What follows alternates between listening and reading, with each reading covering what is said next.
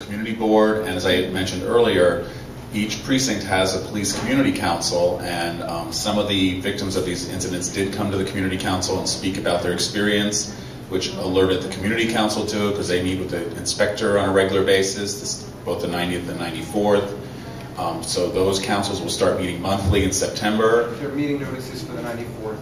Back there? In the back. The meeting notices for the 94th community council are in the back. The president was here tonight, I think she might still be here. The community board one, there's the public safety committee, which I'm a member of, Will's a member of, no one else is here. We don't just do liquor licenses, we do other things.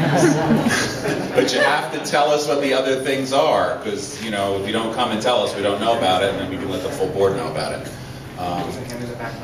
And as the idea about the decals, the Brooklyn Community Pride Center, the DA's office, there's a bunch of people have been talking about that, so there's a hope to have a meeting very soon to try and coordinate that idea, and then to educate the bars and restaurants on how to respond. There's someone in the back.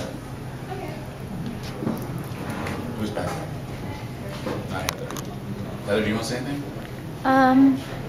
Why don't you outline what people should do if they want to contact the community board? They file a complaint. No, you're the expert. You've got the talking stick. What Heather's speaking of is that you all know the 311 system to make a complaint.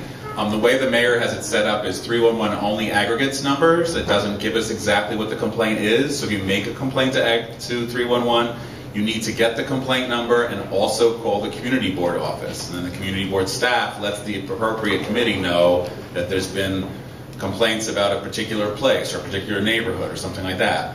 Also, if there's, you know, places that are not being cooperative, that are not responding to complaints, you let us know, we let the precinct know, and then the precinct can go in and pay a visit and point out to them that they need to be helping fight crime. But most people think calling 311 solves everything. It doesn't. It just goes on an aggregate number, and you need to let the community board office know what's going on so they can also follow up with us. You get the complaint number. Exactly. When you live on the phone for 20 minutes with 311, at the end of it, they will give you a number to tell you to write down. And that's the one you follow up with. If you give that number to the community board, they can follow up on that number and say, did somebody do something about this? Well, they could also sign up at the meetings and speak. Yeah, the full board You meeting. can come to the community board meeting and speak as well. The meetings are usually the second Tuesday of the month at 6:15 at the Swinging 60s Senior Center on Ainsley and Manhattan. Tom, just remind them that 311 is for non-emergencies. If you have an emergency, dial 911. I don't want you sitting on the phone for 20 minutes waiting for a number if you have an emergency. So if you're the victim of an assault or a robbery or something with, you know, that's an emergency. 311 is, this bar is noisy, my neighbor's cat pees on my plants. We don't want people, you know, 911 is the way you're going to get a quickest response. You can call the precinct, you can call 311 for anything as well, but if it's an emergency, you want 911. That's the quick, because I have to hang up the phone at the telephone switchboard at the precinct, and then I have to call 911. So that's why I want you to call 911 if it's an emergency. But if you're working on the project that they're working on, Project Envision, Williamsburg, and there's a particular construction site that you're getting sexually harassed, you probably should call 311 and then call Project Envision and give them the numbers so they can follow up, right? I think that's what the project's about, right? Sounds good. Is there anybody in the back that wants to speak? Sorry. Well, I'll give an idea. I don't have a solution as much as a comment. I mean, a lot of these ideas are great, but you know, things like having sermons that are, you know, promoting love instead of hate, a great idea. Although I think the people that are doing these assaults late on a Saturday are not going to church. But what's glaring for me is that there's nothing proactive that would involve police officers and the community. I mean, if we have a modus operandi, are we addressing that? And is there a way that we can work with police officials to find that modus operandi and work against it? I mean, does that happen? Doesn't happen? I mean, does NYPD have a response in terms of direct actions that have been taken by the precincts to some of these responses? I think that might settle some people Depending on what you mean, I really don't. I mean, there's many responses. We need to know what's going on, and then we're going to respond to every individual issue. There's many ways to do that. You can again, if it's an emergency, I want you to call 911.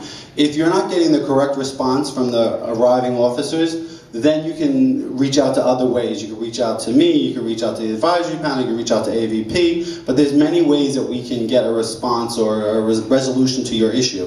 There are officers in patrol every day.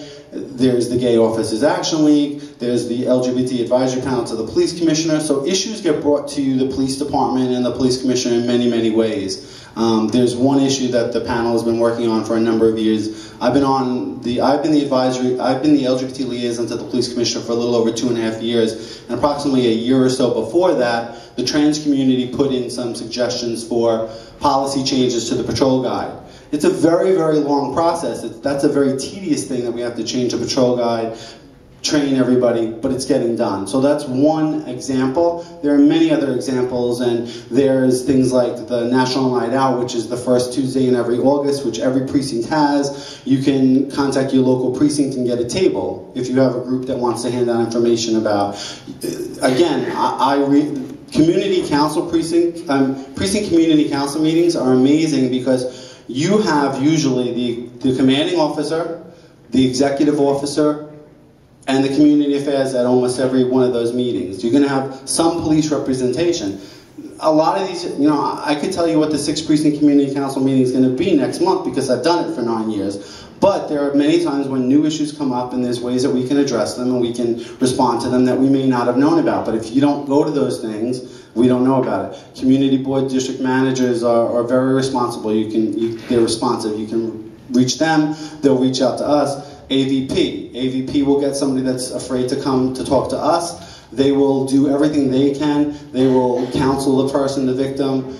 Sometimes they can't get them to agree to contact the police department, but 99.9% of the times they're able to explain that without police examination of it, we're not going to get any kind of resolution. So there's many ways to go about it, but yes, bring it to us and we'll do something about it. We'll address it in some way if we can. Thank you.